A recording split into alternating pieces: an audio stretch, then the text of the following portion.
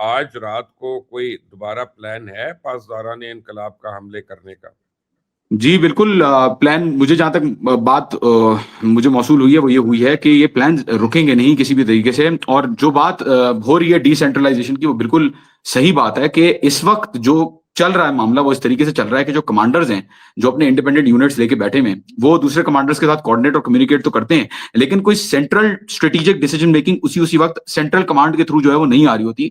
और वो डिसाइड करते हैं मतलब थोड़ा लैब्स लेके वो डिसाइड करते हैं और कोऑर्डिनेशन जो है वो यूज करते हैं। एक आयतुल्लाह खामनाई ने उनको सेट टारगेट्स दे दिए थे, कि सेट पॉलिसी दे दी थी कि पॉलिसी ये है और इसके हिसाब से आपको जो स्ट्रेटजी बनानी है वो इस पॉलिसी के अंडर बनानी है। तो आई थिंक वो जो एक्सरसाइज कर रहे हैं उस पॉलिसी के अंडर जो काम कर रहे हैं वो बड़ा इफेक्टिवली काम कर रहे हैं। और क्लियर एक पॉलिसी रही है कि जो जो साथ देगा अमेरिका का इन अटैक्स के अंदर उनके ऊपर हमला होगा। तो बिल्कुल आज रात को भी हमले एक्सपेक्टेड हैं और आप देखेंगे कि होंगे। अब्दुल्ला गुल साहब, वेस्टर्न मीडिया तो अपनी मर्जी की खबरें दे रहा है। तेल अवीव और हाइफा के अंदर जो नुकसान हो रहे हैं उसकी पूरी हाईलाइट नहीं कर रहा। मुस्लिम मीडिया जो है हमारे पास तो हमारे चैनल्स की वो कभी सोच ही नहीं रही कि हम इंटरनेशनल अपने कॉरेस्पॉन्डेंट्स रखें, वो तो लोकल ही रख लें तो बड़ी मेहरबानी है। और अल जजीरा वगैरह जो है उनका टिल्ट बिल्कुल अमेरिका के साथ है। वो तो बीएलए को भी सेपरेटिस्ट ग्रुप कह देते हैं, सब कुछ कर देते हैं। तो ऐसी सूरत में अच्छा, आज यूरोपियन यूनियन ने अजीब बयान दिया। उन्होंने बहुत ईरान के खिलाफ बयान दे दिया और उन्होंने कहा ईरान को फौरन ही जंग खत्म करनी चाहिए, ये हमले खत्म करने चाहिए। नॉट पता नहीं उनको खबर लेट मिली है या उनको खबर गलत मिली है कि ईरान ने तो ये हमला शुरू ही नहीं किया था। तो इतने इन्फॉर्म्ड लोगों को हम कैसे एजुकेट करें? नहीं, ऐसी बात नहीं है। मेरे ख्याल में यूरोपियन यूनियन में there is a daylight. उनकी पॉलिसियों के दरमियान में ये देखें ना, डिलेड रिस्पॉन्स देने का मतलब भी यही है कि एक्चुअली वो गोंगलू पे से मिट्टी झाड़ रहे हैं। और जिस तरह से आपने जॉन से पूछा, देखें असल बात ये है कि शूट एट विल का उनको हुक्म दे दिया गया है इरानियंस को। और बस वो अपनी एट विल, जिस तरह से पाकिस्तान भारत के अंदर एक पॉलिसी बता दी गई थी और कहा था कि बस जब आए तो फिर आपने ये काम करना है और फिर बस जो हुआ वो आपके सामने है। अब जो इसके अंदर एक अहम बात है कि मीडिया को तो रिपोर्ट करने नहीं दिया जा रहा। और मीडिया को आप देख लीजिए कि अभी 2 सीएनएन के, जो टर्किश बेस्ड सीएनएन था, उसके बाकायदा रिपोर्टर वहाँ इज़राइल के अंदर गिरफ्तार हुए हैं, क्योंकि वो नहीं चाहते कि इज़राइल की जो फुटेजेज़ हैं वो सामने आएँ। अभी ये जितने भी मंज़रनामे नज़र आ रहे हैं, देखें ना, वीडियोज़ नज़र आ रही हैं, सब कुछ नज़र आ रहा है। इवन सोशल मीडिया बड़ा कन्फ्यूज़िंग है, क्योंकि अगर आप ग्रॉक चेक या दीगर से पूछें, तो वो एक ही वीडियो को वो सही कहता है, फिर थोड़ी देर के बाद वो गलत कह देता है, फिर थोड़ी देर बाद वो सही कह देता है। दिस मीन्स कि something fishy is going on. और फिर सबसे बड़ी बात ये है कि नेतन्याहू कहाँ है?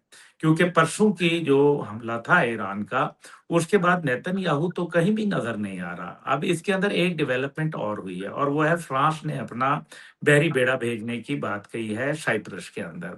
कब्रस के ऊपर क्योंकि हमला हुआ, ईरान ने किया, और बिल्कुल मेरे ख्याल में वो इसलिए भी जस्टिफाइड था, क्योंकि वहाँ नेतन्याहू बार-बार जाके घुस जाता है। आधा हिस्सा तुर्किया में है, आधा जो है वो इनके पास है, ग्रीस के पास। अब ये सारी चीज़ को अगर आप सामने रखें, तो एक बात तो बड़ी वाज़ेह है कि जितना अब डोनाल्ड ट्रंप, मेरे ख़्याल में, क्योंकि इस सारी जंग का इनिशिएटिव ईरान के हाथ में आ गया है।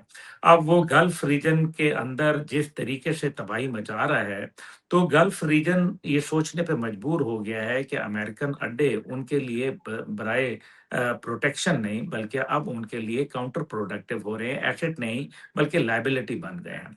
दूसरी जानिब अगर आप इसको देखें कि इस टाइम पे अमेरिकन सेंटिमेंट अंदर से विद इन द स्टेट, वो अमेरिकन प्रेसिडेंट के डिसीजन के खिलाफ है, और वो अमेरिका फर्स्ट या इजराइल फर्स्ट की बातें करने लग गए हैं। तीसरी जानिब डिप्लोमेटिकली कभी भी अमेरिका इतना आइसोलेट नहीं हुआ था जितना इस बार हुआ है, क्योंकि जो बरतानिया के वजीर आजम के जो 2 दफ़ा बयानात आए हैं, वो कोई अमेरिका के लिए ज़्यादा साजगार नहीं है। स्पेन का आगे से टका सा जवाब देना, क्योंकि मेरी फॉरेन मिनिस्टर जोसे मैनुअल से मुलाकात हुई थी, मैंने अभी आपको तस्वीर भी शेयर की, तो उनका भी जो एक स्टांस है वो बड़ा वाज़ेह है, और स्पेन ने पहले भी इनको एयरलाइनर्स को और इजरायली जो ऑयल टैंकर्स थे उनको गुजरने से और उनके जो शिप लाइनर्स थे उनको गुजरने से इनकार कर दिया था। अब अमेरिका जो है वो धौंस चला रहा है और अगर ये धौंस चलाएगा तो एक दफा फिर यूरोपियन यूनियन इकट्ठे हो जाएगी जैसे ग्रीनलैंड के मामले पे इकट्ठी हुई थी। ऑल्दो कि उसकी कोई ज्यादा अफादियत नहीं, लेकिन इसमें एक बात बड़ी अहमियत की हामिल है। कल एक 4.3 का ज़लज़ला महसूस हुआ ईरान के अंदर और उसको कहा ये जा रहा है कि वो एक न्यूक्लियर है। चलें वो तो है या नहीं है मैं नहीं जानता, आईएईए ने तो उसको सिर्फ इंडियन नहीं मीडिया तस्लीम का किया। जी, सिर्फ इंडियन आईएईए ने तो उसको तस्लीम नहीं किया, लेकिन मैं एक बड़ी बात इसके अंदर बड़ी अजीब-सी है, वो ये है कि कल ही के दिन में चाइना का बयान आना कि वो ईरान के पुरअमन न्यूक्लियर प्रोग्राम को सपोर्ट करता है, ये बात कुछ मुझे समझ नहीं आई। और फिर रशियन फेडरेशन की जानिब से जब ये बात आई कि हम अभी तक तो दुनिया तीसरी जंग अज़ीम पे नहीं है, लेकिन अगर ट्रंप की मैडनेस की पॉलिसी बरकरार रही, तो फिर यकीनन ऐसा कुछ हो सकता है। अब 2-3 बातें बड़ी कन्फ्यूज़न है और वो है स्टेट ऑफ कन्फ्यूज़न जिसके अंदर अमेरिका फँसा हुआ है। एक तरफ वो 4 दिन की जंग की बात करता है, फिर वो ये कहता है कि हमने इनकी कमांड सारी खत्म कर दी, नेवी खत्म कर दी। नेवी के ऊपर वो खत्म करने पे कहता है कि आबनाए हुर्मुज़ खोल दी, इनकी सारी शिपें डुबो दी। चले मान लिया, अगर वो उन्होंने सारी शिपें डुबो दी तो फिर आबनाए हुर्मुज़ के अंदर वो ये क्यों कह रहा है कि मेरे जहाज, मेरे वॉरशिप्स एस्कॉर्ट करेंगे माल बरदार जहाज़ों को। अच्छा, चलें ये भी मान लिया कि वो करेंगे, तो 90 शिप रोज़ाना के आबनाए हुर्मुज़ से गुज़रते हैं, तो क्या अमेरिका के शिप 90 होंगे? और फिर आपको पता है अमेरिका तो छींकने के भी पैसे लेता है, वो पैसे लेगा और वो कहेगा तो फिर कॉस्ट ऑफ फ्रेट बढ़ जाएगा। दूसरी जानिब अब क कल का एक और वाक़या है जो दुबई का जिस पे आप बात कर रहे थे। दुबई के अंदर 2 बातें साबित होती हैं, एक वो कि दुनिया ये कह रही है कि खुद जो ब्लूमबर्ग और द हर्ट्ज़ इज़राइली अखबार है वो कह रहा है कि इनके पास जो मिसाइल के जो बैटरीज़ हैं, मीडिया। जो उसके चार्जर्स हैं और जो उसके जितने भी उसके जैसे स्पेयर्स हैं एक्सेट्रा वो ख़त्म हो गए हैं। अभी ये उनका कहना है और कल आप देखें कि जब ड्रोन हमला होता है, तो चलें एक तो दुबई का अपना भी मैकेनिज़्म था ज़ाहिर है, एक फिर अमेरिकन वहाँ मैकेनिज़्म था, जो प्रोटेक्शन के लिए लगा था जिसको पैट्रियट डिफेंस मैकेनिज़्म कहते हैं। लेकिन तीसरा मैकेनिज़्म उसके अंदर भी वो जो वहाँ एक फैसिलिटी थी यूएस की, उसके अंदर एंटी ड्रोन और एंटी मिसाइल सिस्टम्स मौजूद थे।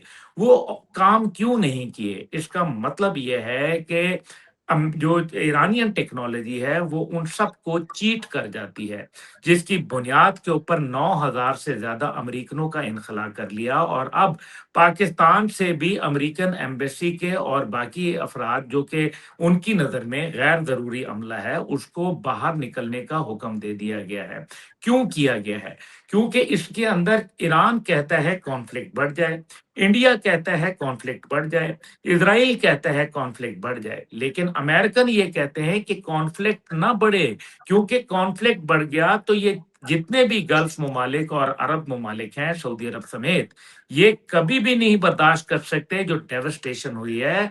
मुबशर भाई, एक बात मेरी गौर से सुनिएगा, 20 मिलियन लोग पिछले साल दुबई के अंदर आए, 20 मिलियन जिन्होंने ओवरनाइट स्टे किया और तकरीबन 60 बिलियन डॉलर की उनकी इकोनॉमी डिपेंडेंट है सिर्फ टूरिज्म से रिलेटेड। अब आप मुझे ये बताएं कि इस टाइम पे वहां हू का आलम है। कतर के अंदर, दुबई के अंदर जो Emirates airline, Qatar airline, Abu Dhabi की इत्तेहाद एयरलाइन, ये सब ग्राउंडेड खड़ी हैं और ये फ्रेजाइल इकोनॉमी है। इसका एक और नेगेटिव इफेक्ट है और वो ये है कि ये पानी जो ले रहे हैं, ये डिसैलिनेशन वाटर है, ये वहां से समुद्र का पानी खारा जो है उसको मीठा करते हैं।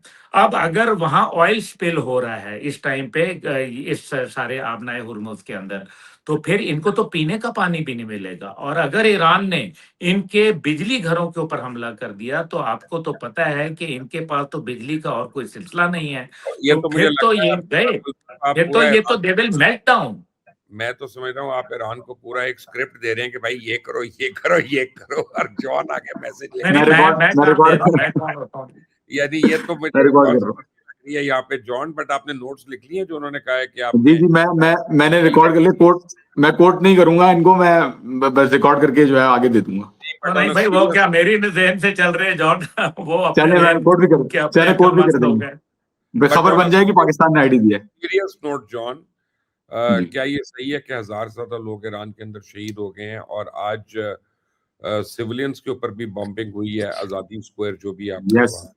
यस एब्सोल्युटली मोशर साहब, बिल्कुल मेरे ख्याल में तो बिल्कुल सही खबर है। 1000 तक, कम से कम 1000 लोग तो शहीद हो ही चुके होंगे अभी तक। जिस जिस 1045। जी जी, जो खबर दी है ईरान इंटरनेशनल ने, बिल्कुल उसके अंदर मैं मतलब वो ही सेम तो नंबर मुझे नहीं पता है या नहीं है, लेकिन मेरा अंदाजा ही लगा सकता हूँ कि बिल्कुल 1000 तो कम से कम होंगे। ऑफिशियल जो टैली होता है यहाँ पे ईरान में, वो tally independent reports, hospital reports, यहाँ से रिपोर्ट जमा होती हैं। IRIB की जो अपनी मीडिया की जितनी भी रिपोर्ट कॉन्सेंट्रेटेड होती हैं इंडिपेंडेंट जर्नलिस्ट से और डिफरेंट ऑफिशियल और सेमी ऑफिशियल इदारों से, और वो फिर आगे जाती हैं हेल्थ मिनिस्ट्रीज को वेरीफाई। थोड़ा टाइम लगता है, लेकिन नंबर्स जो है वो ईरान छुपाएगा नहीं, वो बिल्कुल बताएगा कि कितना नुकसान हो रहा है, क्योंकि बड़ा जुल्म और बर्बरियत अमेरिका चाह रहा है इस वक्त के लोग जो हैं वो बिल्कुल भी रेजिस्टेंस का जो भी स्पिरिट है उनके अंदर, वो बिल्कुल भी ना रहे, उनको क्रश कर दिया जाए। तो बड़े पैमाने पे यहाँ पे बॉम्बिंग चल रही है। एक रीजन जो यूएई ने अपील की है रोकने के लिए, वो तो उनकी फूड शॉर्टेज है। और मुझे पता चला था कि उनके पास 2-3 दिन का राशन रह गया था, और उनकी यानी इंटरनेशनल रिपोर्ट्स कहती हैं कि 85% उनकी जो गुड्स हैं वो इंपोर्ट होती हैं फूड के लिए, बल्कि शायद 100% ही होती हों। और पीने का पानी डिसैलिनेशन प्लांट से आता है।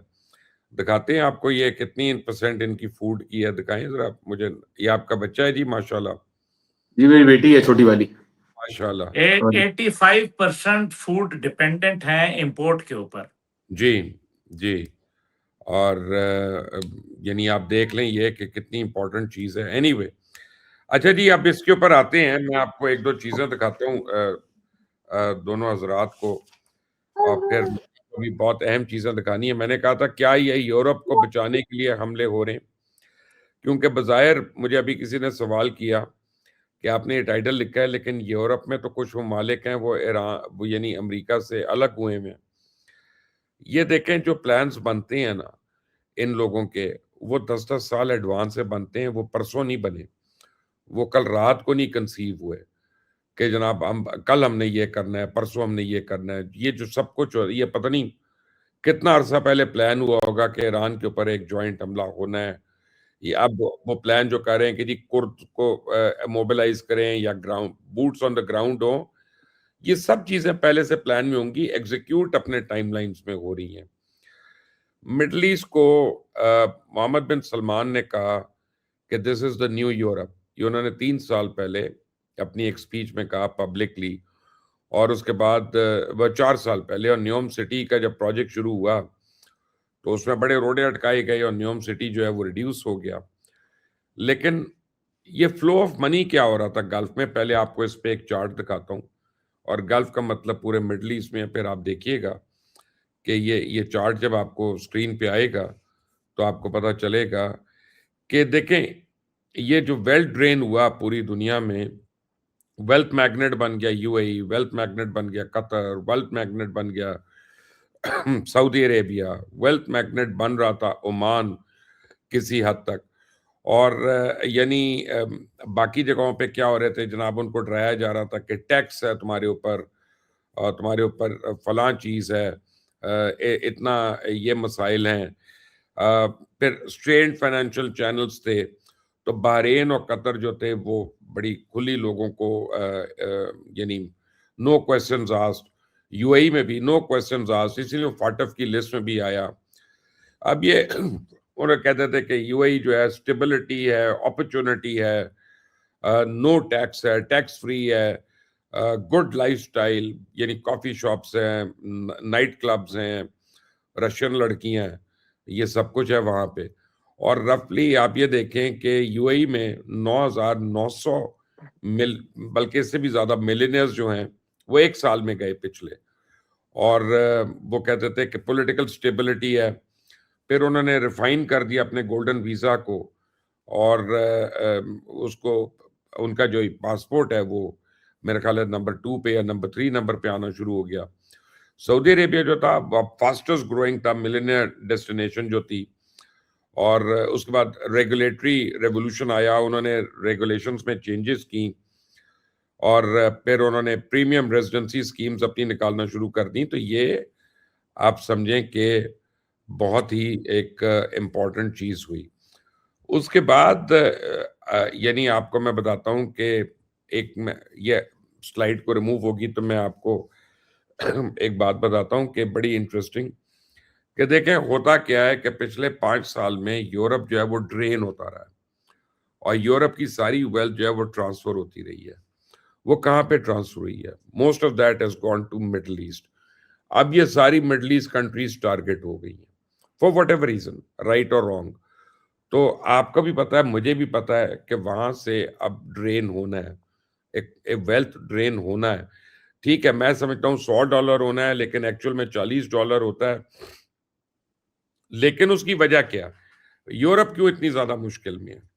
यूरोप के जो मसाइल हैं वो पिछले 1.5 साल में बहुत बढ़ गए। वो किस तरह से, मैं आपको दिखाता हूँ, आपकी स्क्रीन पे एक स्लाइड दिखाता हूँ कि यूरोप का नहीं, दूसरी दिखाएं जी। ये नहीं, ये तो इनकी एविएशन के लॉसेस हैं सारी। अब ये नहीं, ये भी नहीं। नवीद साहब प्लीज थर्ड वाली लगा लें। आप जहाँ पे भी हैं दुनिया में, जिस कोने में भी बैठे हैं, नहीं, इसके बाद ये वाली नहीं है, मुझे आपको फिर निकाल के देनी पड़ेगी अब। अम, ठीक है, यही मैं आपको अब मार्क कर देता हूँ, आप इसको लगाएं। यूरोप ने क्या किया कि रशिया के साथ ऑनगोइंग वॉर थी, रशिया के सारे एसेट्स जो थे वो यूरोप में जो थे वो रफली आप समझे $300 बिलियन के थे। यूक्रेन के साथ जब वॉर चल रही थी तो उन्होंने उसको फ्रीज कर दिया, उसके सारे एसेट्स को फ्रीज कर दिया। और अब जब फ्रीज हो गया तो आप ये देखें कि जो उनके तकरीबन $300 बिलियन जो हैं, या वो या 275 बिलियन यूरो जो हैं, वो उन्होंने उसमें कर दिए, उसको फ्रीज कर दिया। अब 8 महीने पहले यूरोप ने कहा कि हम इसमें से $104 बिलियन लेके यूक्रेन को वॉर कॉस्ट में हम दे रहे हैं। रशिया उसे बिदक गया, उन्होंने कहा किस कानून के तहत दे रहे हैं, दे कांट डू दैट। लेकिन यूरोपियन पार्लियामेंट ने एक बिल निकाला, उसको लॉ बना दिया और उन्होंने वो कर दिया। इन रिटेलिएशन रशिया ने क्या किया, उसने यूरोप की जितनी इंडस्ट्री थी रशिया के अंदर जो चीप लेबर की वजह से थी, उसको उन्होंने नेशनलाइज कर दिया। मर्सिडीज के जो प्लांट्स थे, पोर्शे के जो प्लांट्स थे, बीएमडब्ल्यू के जो प्लांट्स थे, रेंट कार्स थी, एवीज थी, हर्ट्स थी, सारे उन सबको नेशनलाइज कर दिया। तो टोटल उन्होंने $120 बिलियन का टीका लगा दिया यूरोप को। जो इन्होंने किया था उन्होंने उससे $8 बिलियन ज्यादा, $12 बिलियन ज्यादा करके उन्होंने वो अकाउंट्स फ्रीज कर लिए, अपने पास रख लिए। अब ये सारी कंपनियां तो प्राइवेट शेयर, यानी ये गवर्नमेंट ओन तो है नहीं।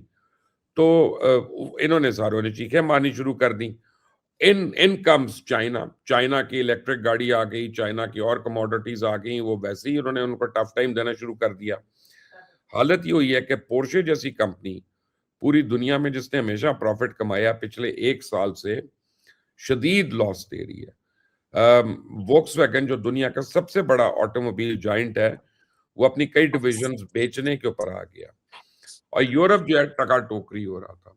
और यूरोप के जो फाइनेंसेस हैं, यानी वो रिसोर्सेज हैं, वो सारे ड्रेन हो गए। ऊपर से रशिया ने उनके ऊपर कदगन ये लगा दी कि तुम जो गैस हमसे इंपोर्ट कर रहे हो, ये अब हम डॉलर में नहीं लेंगे, हम तुम्हें यूरो में नहीं देंगे, हम तुम्हें रूबल में देंगे। तो अब उनको गैस तो चाहिए उनकी सर्वाइवल के लिए, और वो सारा उन्होंने क्या किया कि रूबल में जब कन्वर्ट किया तो डॉलर जो है वो एकदम से गिरना शुरू हो गया। डॉलर जब गिरना शुरू हो गया तो रूबल स्ट्रांग होना शुरू हो गया। और उसके बाद सऊदी अरेबिया और चाइना की डील हुई कि वो काफी तेल जो है वो युआन में भी ले सकते हैं, वो डॉलर में भी ले सकते हैं, लेकिन युआन प्रेफरेबल वो है। रशिया ने रूबल में तेल देना शुरू कर दिया चाइना को। सो सडनली जो अमेरिका की स्ट्रेंथ है पूरी दुनिया के अंदर, वो तो पेट्रो डॉलर है।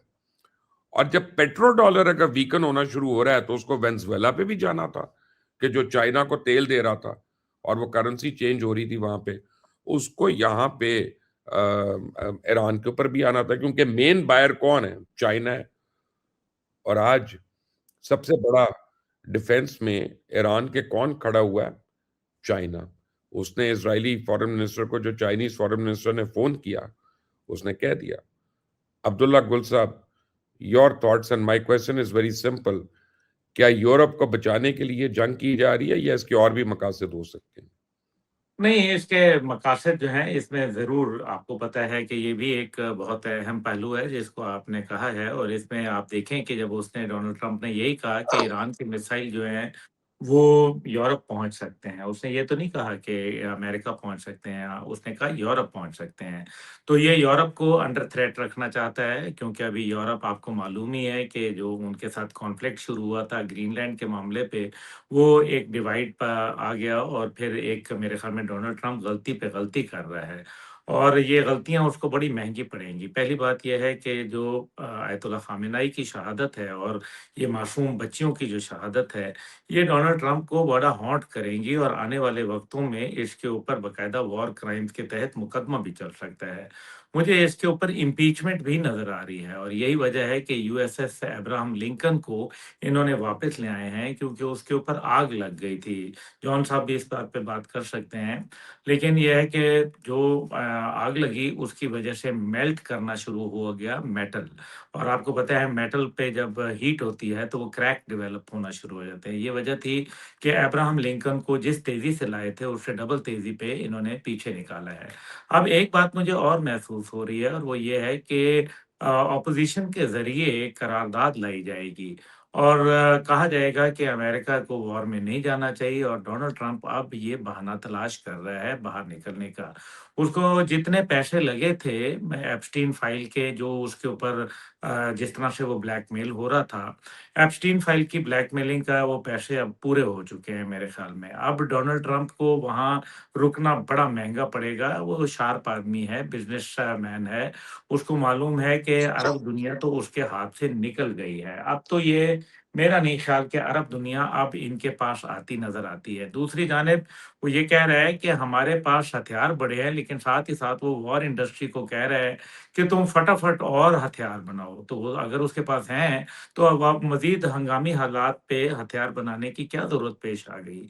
अब इसके अंदर एक पहलू जो बड़ा इम्पोर्टेंट है, और वो ये है कि इस सारे के अंदर चाइना और रशिया अपना वेपनरी इस्तेमाल करवाएँगे, और चेक करवा रहे हैं। आपने खुद देख लिया कि कुछ जो मिसाइल्स, अब जो मल्टीपल री एंट्री व्हीकल्स जिनको कहा जाता है, multiple independently targetable re entry vehicles, यानी कि ये एक जो मिसाइल जाता है, ये अभी अब्दुल्ला आप साहब, जैसे इस वक्त ये लेटेस्ट फुटेज है मौजूदा, अब यानी अभी चंद मिनट पहले की, जो तेल अवीव के अंदर हो रहा है, ये फुटेज आप वो देख रहे हैं अपनी स्क्रीन पे।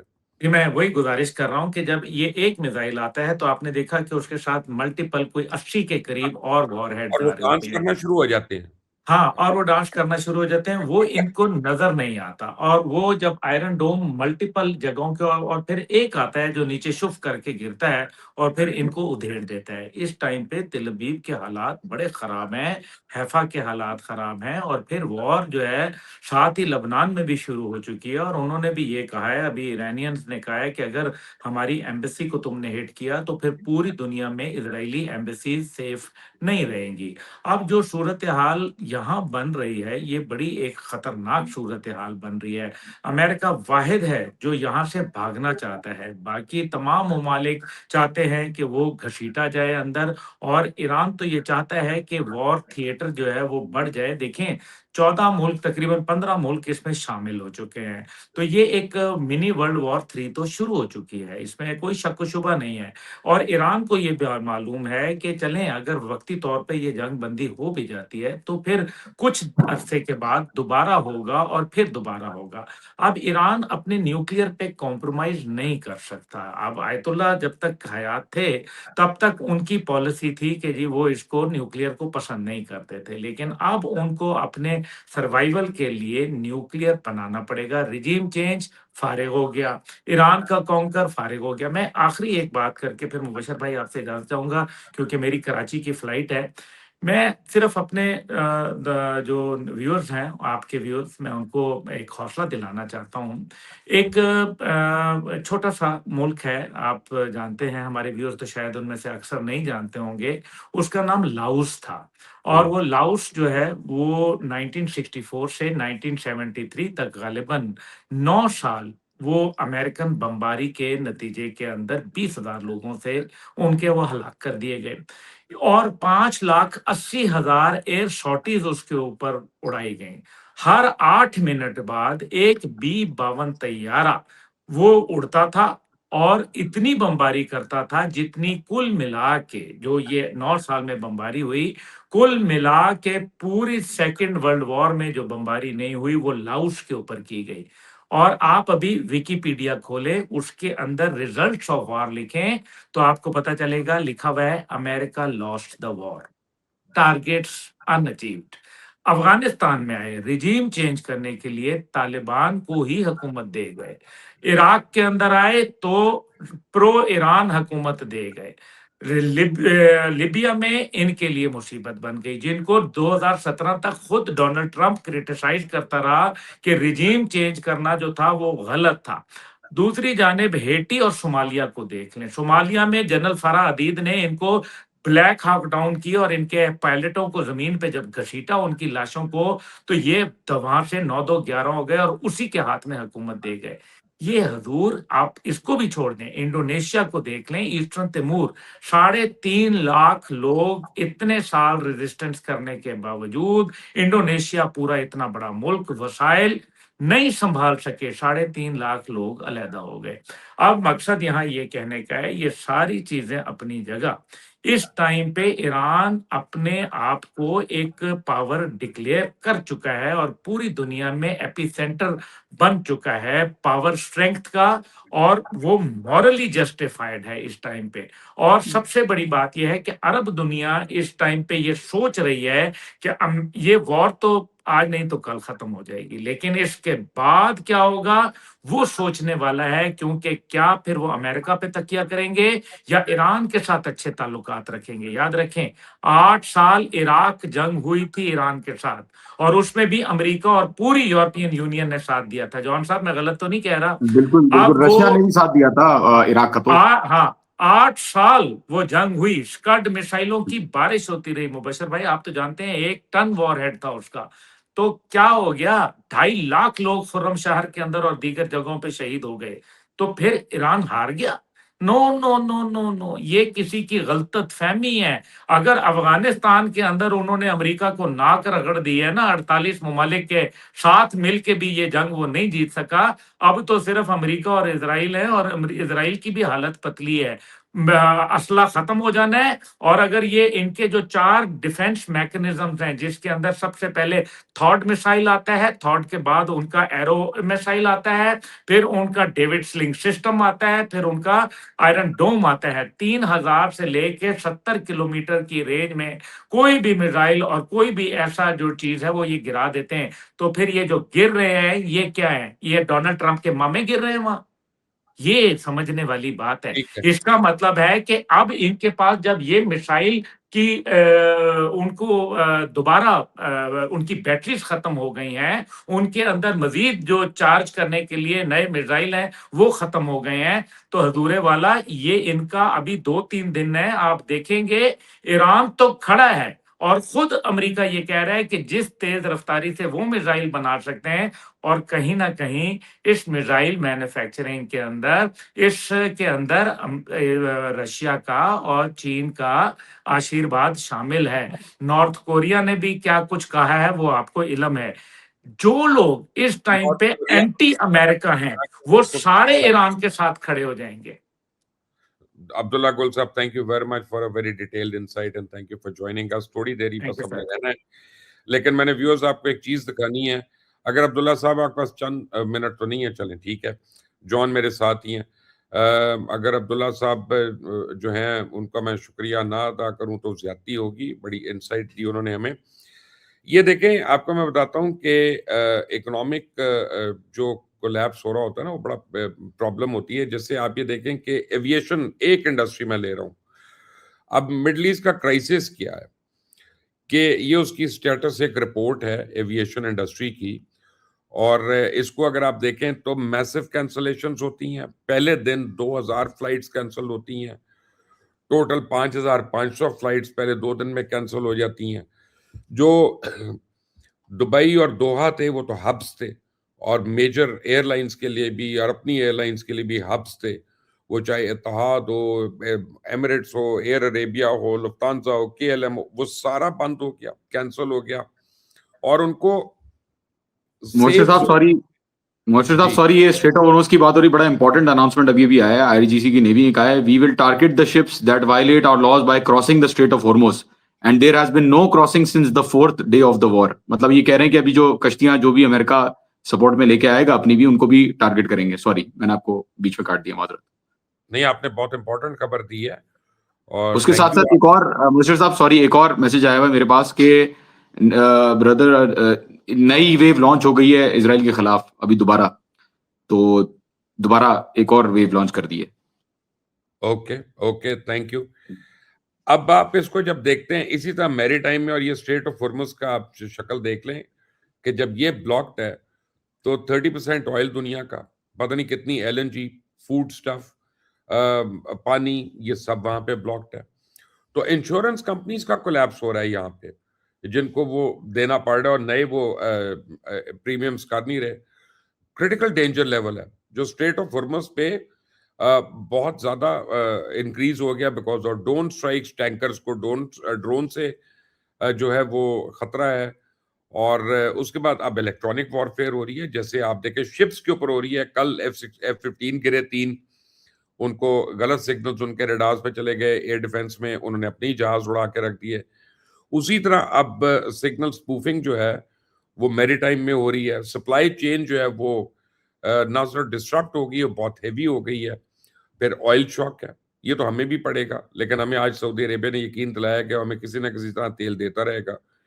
मार्केट्स क्रैश हो रही हैं, बॉर्डर स्टेटस जो है वो आप उनका हाल देख लें, रेमिटेंस अब नहीं हो रही, टोटल बैंकिंग बंद है, सब कुछ बंद है।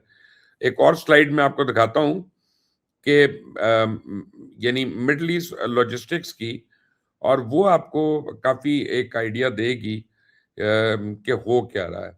ये देखें कि अब ये एक पूरी स्टेटस रिपोर्ट है कि 13,000 फ्लाइट्स कैंसिल हो गई, हब्स क्लोज हो गए, रूट सस्पेंड हो गए या रीराउट हो गए, पैसेंजर स्ट्रैंडेड हो गए हजारों की तादाद में एयरपोर्ट्स पे, स्ट्रेट ग्रिडलॉक हो गया, टैंकर्स हॉल्ट हो गए।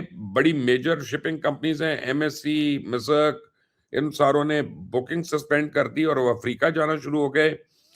कॉस्ट जो है वो बहुत हाई चली गई, एनर्जी टर्मोइल हो गया, अब फ्यूल प्राइसेस हो, ट्रेड डेफिसिट हो, सिविल अनरेस्ट हो, ये सारा अब एक किस्म का क्यूमुलेटिव इफेक्ट होगा इन सारी चीजों का। अब क्या कहते हैं कि जब ये सब कुछ होगा और इसमें आप बाकी कॉस्ट डालेंगे, और जो इंटरनल कॉस्ट हैं इसकी, वो तो कैलकुलेट ही अभी नहीं हो सकती है।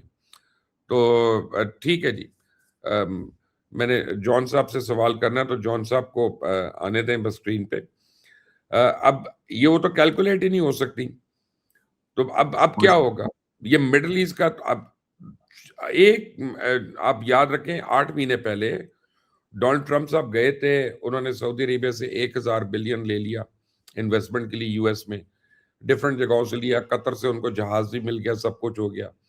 उस बाद इसराइल ने एक हमला किया कतर के ऊपर, इसराइल ने तो किया, उससे पहले ईरान ने एक मिसाइल मार दिया, इसराइल ने भी वो कर दिया। अब कतर को फौरन पिसू पड़ गए, उन्होंने जाके billions and billions of dollars का खर्चा करके अमेरिकन असला और ले लिया, और एयर डिफेंस सिस्टम्स वगैरह ये। अब ये सारे अंडर थ्रेट है, इन सारों के ऊपर मिसाइल आ गए, इन सारों के ऊपर ड्रोन्स आ गए। आप देखिएगा इनका पैसा कैसे निकलता है, और ये मोर्शद सारे साहब जी मोर्शद साहब सॉरी आपकी बात करिए, मुझे तो लग रहा है कि अब ये अगर बेवकूफ़ी होगी अगर ये अमेरिका के ऊपर रिलायंस जो है वो रखेंगे और उनसे और असला खरीदेंगे। जिंदगी भर अमेरिका ने इनको ब्लैकमेल किया कि जी तुम्हारे ऊपर अटैक हो जाएगा और मुझे बेच दो, मैं बेस बनाता हूँ, और फिर असला खरीदा। और देख लिया आपने किस तरीके से वो लड़ाई कर रहे हैं अमेरिका के साथ अभी, कि भाई आप जो है वो इसराइल को जो है वो सेव कर रहे हैं, हमें सेव नहीं कर रहे। कोरिया से कल इन लोगों ने जो थर्ड इंटरसेप्टर मंगवाया था, $1.2 बिलियन का जो इंटरसेप्टर है, उसको उड़ा दिया ईरान ने, जो आया था डिफेंड करने के लिए। तो ये जो अमेरिका के ऊपर रिलायंस है और जो सिक्योरिटी प्रोवाइडर बन के अमेरिका जो क्रेडिबिलिटी अपनी दिखाता है एज अ ग्लोबल पावर, वो आई थिंक वो क्रेडिबिलिटी पूरी टार्निश हो गई है। एंड आई थिंक अभी बेवकूफी होगी इन मिडिल ईस्टर्न ममालिक गल्फ कंट्रीज की कि वो अमेरिका के ऊपर रिलायंस रखे सिक्योरिटी प्रोविजन के लिए, और कभी भी जो मुल्क दूसरों का असला लेता है, इराक पाकिस्तान इस मामले में बेहतरीन, मैं कहता हूं बेहतरीन एग्जाम्पल है सॉवरेंटी किस तरीके से अपनी प्रोटेक्ट की हुई है। ये सारे अरब ममालिक जब दूसरों के असलों के ऊपर डिपेंडेंट रहेंगे तो जाहिर सी बात है इनको जो है वो हमेशा बोझ या तो उनके जेब से पैसे खाली करवाए जाएंगे, या तो इनको हमेशा जो है वो खुद ही अपने जो सेफ गार्ड रखने वाले हैं उनके ऊपर से अटैक का जो है वो खर्चा रहेगा। तो आई थिंक ये बिल्कुल क्रेडिबिलिटी बिल्कुल खत्म होने के बाद रीजनल पावर डायनामिक्स चेंज होने वाले हैं बड़े सिग्निफिकेंटली। जॉन, आपका बहुत-बहुत शुक्रिया, और मैं आपसे रिक्वेस्ट करूँगा कि आप हमें जितनी भी लेटेस्ट डेवलपमेंट्स हैं, वो आप व्हाट्सएप पे भिजवाते रहेंगे। हम कोशिश एब्सोल्युटली। करेंगे, एयर करते कल रहेंगे। मोर्शिद साहब, कल का एक थ्रेट असेसमेंट आई है, कल टेररिस्ट अटैक्स की थ्रेट असेसमेंट है। अल्लाह ना करे ऐसा हो, लेकिन फ्यूनरल्स में थ्रेट असेसमेंट आई है कि हो सकता है कि कहीं धमाके वमाके हो सकता है। कहाँ पे?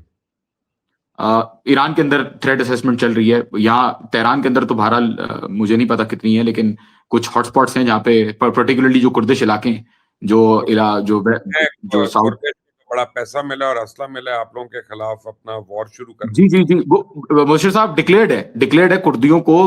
कितने सालों से अमेरिका ने इस पूरे रीजन के अंदर, ना सिर्फ ईरान के खिलाफ, तुर्किया, सीरिया, इराक, जितने भी ममालिक हैं, उनको कुर्दों को पाला ही इसलिए ताकि इधर अमेरिका की और इसराइल की जो बका है उसको जो है वो कायम रखा जा सके। तो उसके इनको थ्रेट जो है वो फेस हो रहा है। अभी हो सकता है कि कोई टेररिस्ट अटैक आपको कल नजर आए, हो सकता है, अल्लाह ना करे, लेकिन हो सकता है। मुझे एक और ब्रेकिंग न्यूज़ आ गई है कि US consulate in Iraq is demanding all Americans in the region to evacuate immediately.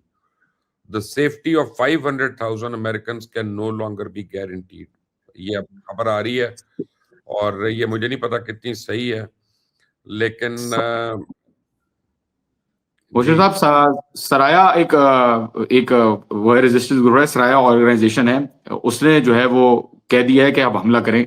अभी अभी जिसके अनाउंसमेंट आई है उसके आई थिंक 1 घंटे पहले जो है वो उन्होंने अनाउंस किया है कि हम जो है वो अमेरिका के सारे जितने भी इधर इंटरेस्ट हैं उनको निशाना बनाएंगे। इरबिल वगैरह के अंदर तो इन्होंने डायरेक्टली अटैक किया लोगों ने, लेकिन अब ये जो इंटरेस्ट का नाम लिया है या एसेट्स का नाम लिया है, आई थिंक ये बिल्कुल सही अभी हमला शायद उस पर भी होने वाला है। शायद ईरान डायरेक्टली ना करे, लेकिन वहां के जो लोकल रेजिस्टेंस ग्रुप्स हैं वो जरूर करेंगे मेरे ख्याल में। तो ये जो दूसरे ममालिक हैं जो आपको कह रहे हैं अब हमारी जमीन नहीं इस्तेमाल होगी, वहां पे भी तो अमेरिकन इंटरेस्ट है ना? बिल्कुल है, जमीन अगर इस्तेमाल होती है तो जरूर करेंगे। इराक में बाय द वे अभी जो इसका एरबिल के अंदर जो मूवमेंट है, इराक तो जाहिर सी बात है उनकी इतनी गवर्नेंस स्ट्रांग नहीं है। अमेरिका तो मजबूरन उनको ब्लैकमेल करके और बदमाशी के साथ जो है मुसल्लत हुआ हुआ है उनके ऊपर।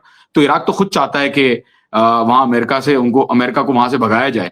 तो दूसरे मुल्कों के अंदर भी होगी। अभी ऑफिशियली भी मैसेज आ गया है कि यहाँ पे जो नई वेव है, हाँ, सराया अल औलिया अल दाम और brave mujahideen carried out an attack today, and we will target all American assets in the airport, and we have sent a squadron of drones targeting an American occupation base at Erbil airport। तो बिल्कुल ये जो वहाँ Iraq के अंदर जो हैं organisations, वो बिल्कुल मोबिलाइज हो गई हैं। और ईरान की जो वेव थी जो मैंने आपको बताई थी थोड़ी देर पहले, उसकी ऑफिशियली भी अभी बयान आ गया है, तो वो भी आपको मीडिया में नजर आना शुरू हो जाएगा। जॉन हुसैन, आपका बहुत-बहुत शुक्रिया। अल्लाह थैंक यू। ताला आपको, आपके अहल खाना को महफूज रखे, बहुत बहुत और शुक्रिया। तमाम मुसलमानों को हर जगह पे, हमारे जितने देखने वाले हैं, अल्लाह ताला उनको अपनी अमान में रखे, और बल्कि सारे मुसलमानों को, सिर्फ देखने वालों को नहीं। और हम सबको अल्लाह तौफीक अता फरमाए कि इस मुबारक महीने में हम इबादत खुश खुशू से करें ताकि वो कबूल भी हो, और फिर उम्मत मुस्लिमा पे कोई बेहतरी भी आए। इस चैनल को सब्सक्राइब करना मत भूलिएगा, बेल आइकॉन को प्रेस करिएगा जो घंटी वाला निशान है आपकी, उसके ऊपर कमेंट्स में अपनी राय दीजिएगा, और मुझे ये ज़रूर बताइएगा कि आप किस जगह से देख रहे हैं, तो हमें पता चलेगा हमारी आवाज़ कहाँ-कहाँ जा रही है। आप सबका बहुत-बहुत शुक्रिया हमें जॉइन करने के लिए। अंटिल द नेक्स्ट टाइम, अल्लाह हाफ़िज़।